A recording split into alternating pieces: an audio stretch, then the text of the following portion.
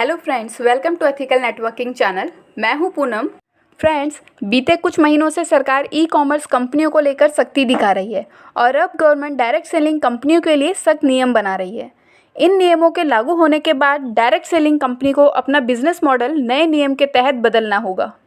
सरकार ने नए नियमों का मसौदा जारी किया है जिसे consumer protection direct selling rules 2021 बोला गया है। सरकार ने ये फ्रेमवर्क 30 जून को इशू किया था और इसे लोगों के साथ शेयर किया। इस पर 21 जुलाई तक लोगों से सुझाव मांगे गए थे ताकि सबकी सहमति से ही नए नियम बनाए जा सकें। अभी इन नियमों पर चर्चा हो रही है जो कि आना बाकी है।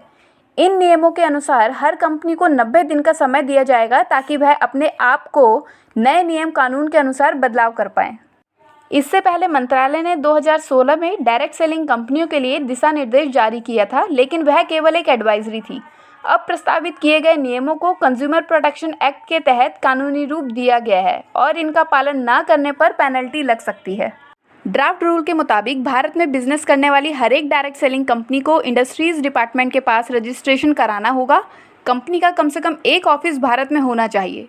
ड्राफ्ट रूल के मुताबिक डायरेक्ट सेलिंग कंपनी का रजिस्ट्रेशन नंबर कंपनी की वेबसाइट और हर एक इनवॉइस पर भी डिस्प्ले होना चाहिए।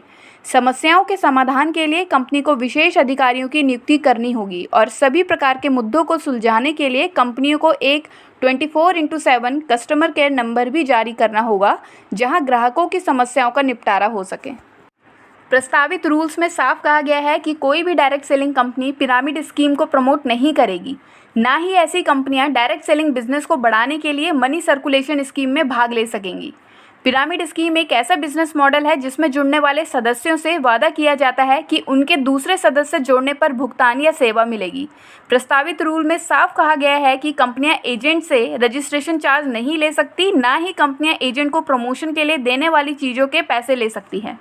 इसके अलावा ऐसी कंपनियों को उनके साथ काम करने वाले डायरेक्ट सेलर्स का रिकॉर्ड रखना होगा, जिसमें उनका ID proof, address proof, email ID और दूसरे कॉन्टैक्ट इन्फॉर्मेशन शामिल हैं। साथ ही ई कॉमर्स प्लेटफॉर्म पर डायरेक्ट सेलिंग कंपनियों द्वारा मैन्युफैक्चर्ड प्रोडक्ट्स की अनऑथोराइज सेल को रेगुलेट करने के लिए नियम यह भी प्रस्तावित किया गया है कि ऑनलाइन प्रोडक्ट्स बेचने वाले व्यक्ति के पास डायरेक्ट सेलिंग कंपनी से पूर्व लिखित सहमति होनी चाहिए। नए नियम के अनुसार कंपनियों को डिफेक्टिव गुड्स एंड सर्विसेज के लिए कंज्यूमर को रिफंड देने का भी निर्देश है। विशेषज्ञों का कहना है कि अगर नए नियम लागू होते हैं तो इससे कंज्यूमर को फ़ायदा होगा, क्योंकि उनके पास अपनी शिकायतों की रिपोर्ट करने के लिए एक तंत्र होगा। यदि ये नए नियम लागू हो जाते हैं तो कंज्यूमर सही सामान बेचने वाली असली कंपनियों की पहचान कर सकेंगे। पिछले कुछ सालों में डायरेक्ट सेलिंग की आड़ में डिफेक्टिव प्रोडक्ट्स और सर्विसेज को बेचने वाली नकली सेलर्स द्वारा कंज्यूमर को ठगा गया है।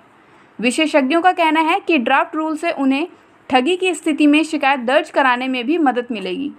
फ्रेंड्स, ये थे कुछ नए ड्राफ्ट रूल जो कि आना बाकी हैं। उम्मीद करती हूँ आज की जानकारी आपको पसंद आई होगी। Thank you.